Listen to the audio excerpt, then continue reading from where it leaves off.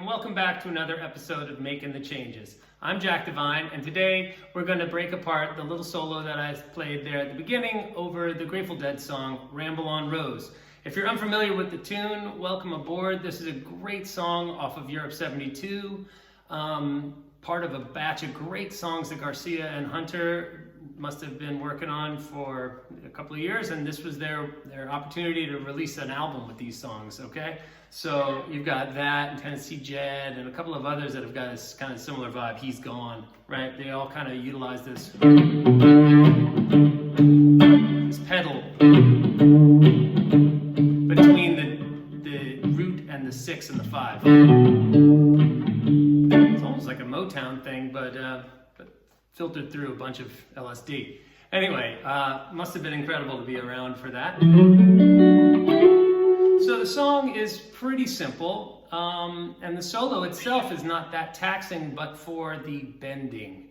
The bending is crucial in this one. So if you can't play fast, but you want to play some Garcia, this is a great starting point. It's also concise. It's not a huge marathon. So 2 times through the progression gets her done. All right? So without further ado, let's take a look at the chords we're going to be soloing over today.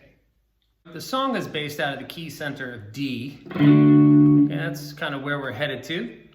And it utilizes some great chords that create this build. So it's D major,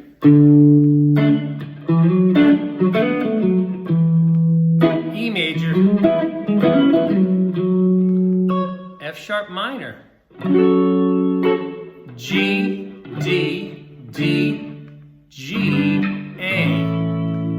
And that gets tricky for some folks to think about all that time where it kind of comes up to the D and then starts again playing D. So the way I think about it is it climbs up and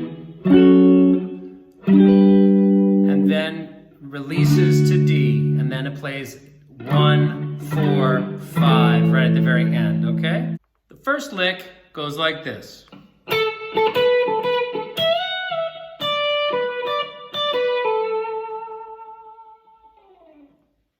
We find ourselves at the 10th fret on the B string, sounding an A note. Something like that. Or you could stop at the B.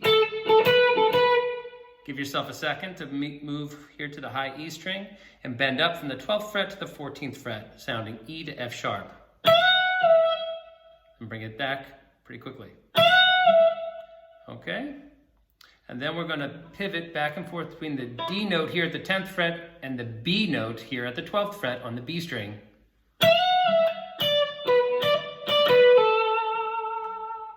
Okay, I do a pull off usually from B to A on the B string. Give a little vibrato, and that's it. The second phrase of the solo starts in the same place, on the same A note at the 10th fret on the B string, and sounds like this.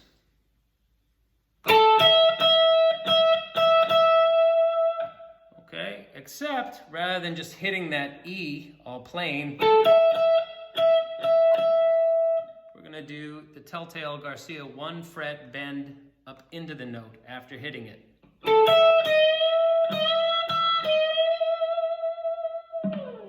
So over the chord that would sound like.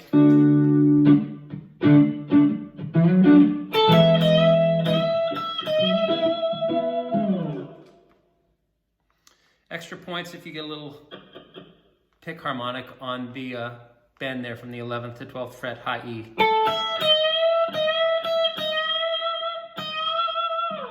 That makes it sound a little extra Europe 72 in my opinion. The third phrase of the solo takes place over the F sharp chord and the G chord. It involves a few bends. One is a 2-fret bend and one is a 1-fret bend, okay? So 1, 2, 3, 4.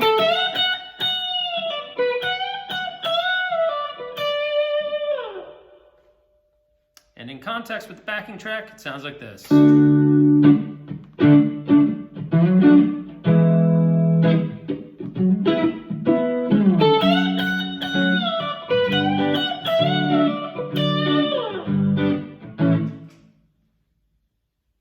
Now be careful, this first bend, we bend 2 frets up from E to F sharp. I pull off and then hop very quickly, change positions to the B note at the 12th fret and go. So that's another hop back from this position to this position.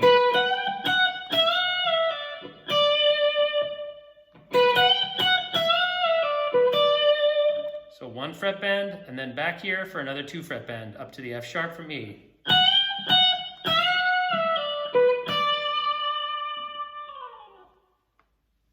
The fourth phrase in the solo starts with a pre-bend at the 12th fret, high E string. So we release from F sharp, that's 14th fret, high E, down. Then we sound the 10th fret, high E, that's a D note. We're going to do a quick little staccato on the B string at the 12th fret, and then we're going to hit it again. Slowly bend up from B to C sharp, and then while we're bending, we're going to reach our pinky here and put our index finger here. We're going to use them both while pre-bent. We're going to do one of those phony pedal steel oblique bends. Okay, so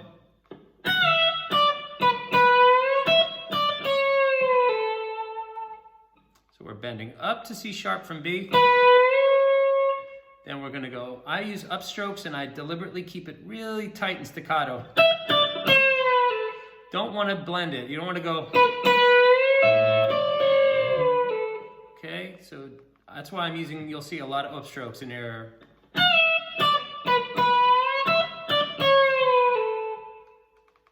All right, so then we go we throw our pinky up here onto the G note at the 12th fret G string, and we form a little A7 arpeggio.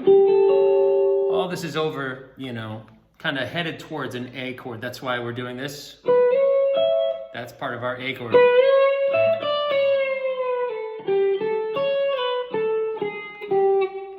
And then we head into D like that, all right? But let me show you the exact timing I think I did on the lick. So that's...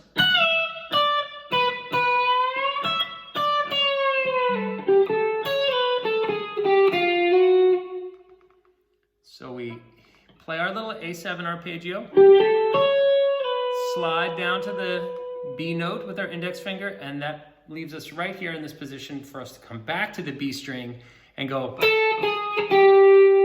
chromatically down from our pinky to our middle finger, and then we come up into this F sharp note from F.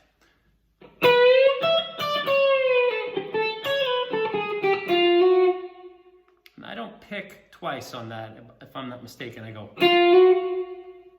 All right, and that wraps up our first round of the progression. So the next phrase would start our progression again. Once again, we're playing over the D chord, okay? And we've just resolved. That's how we'll come in. Little dead note right before the downbeat.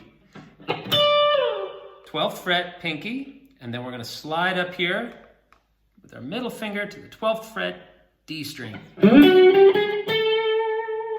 Chromatically walk up from F sharp to A. And that's it.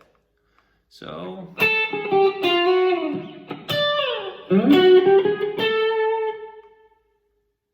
the next chord we're soloing over is going to be that E chord. So we will have just come up here. You'll find yourself pinky in this position.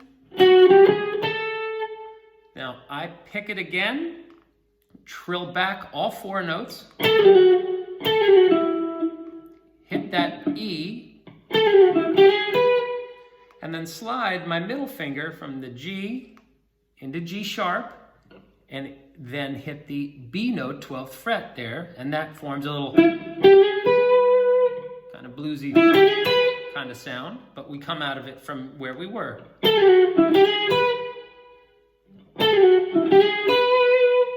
And then very quickly follow through chromatically up to C sharp, and then finally end on E.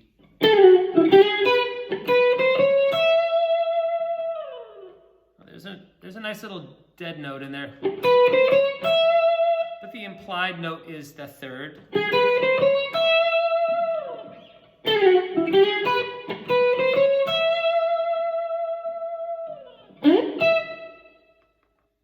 Actually, I forgot about that. There's a little...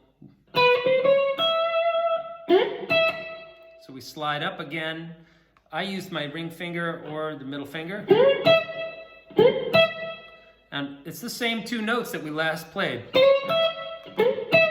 But the reason why I do it is it sounds thick and throaty here, and I'm about to start doing some bends, and I want to get in position for that. So that's what I played.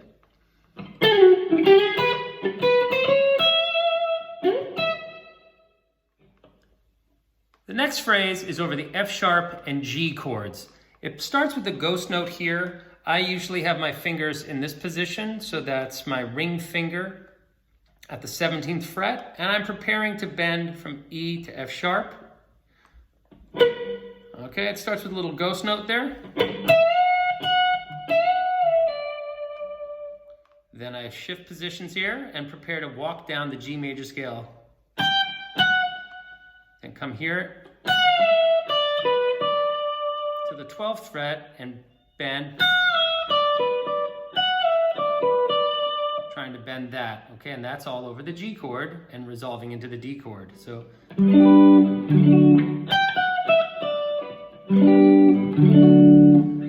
we would start here.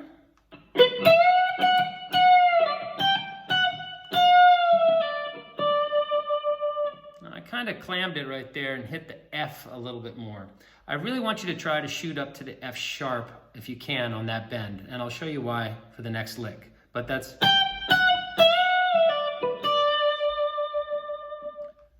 So you may have heard that I said try to get to the F sharp on that bend, and the reason why is this line starts here.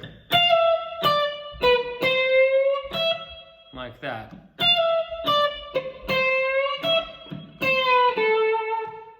Now what are we doing here? We're deliberately introducing the blue note.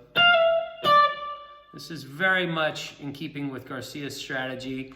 Later in solos, he tends to bring in a little bit more tension and sour flat 3, especially on his way back to the tonic of whatever chord he's playing over.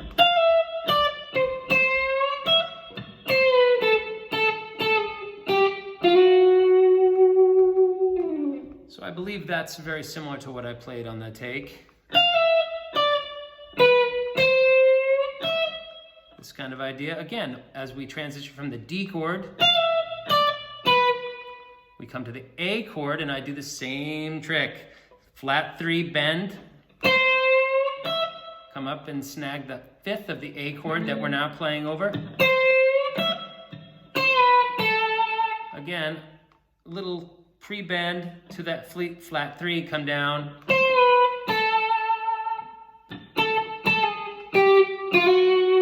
And then a couple little funky type of thing to round it out at the end. I'm not sure exactly what I did, but something like that, again, where we're walking down from the A into our D chord to start singing again. So that's going to wrap up another episode of Making the Changes. I'm Jack Devine. Thank you so much for joining me today. If you like what you heard, saw, or learned, hey, hit the bell, subscribe, check out more lessons. They're on my channel, free, totally good for you, okay? Have fun, keep playing.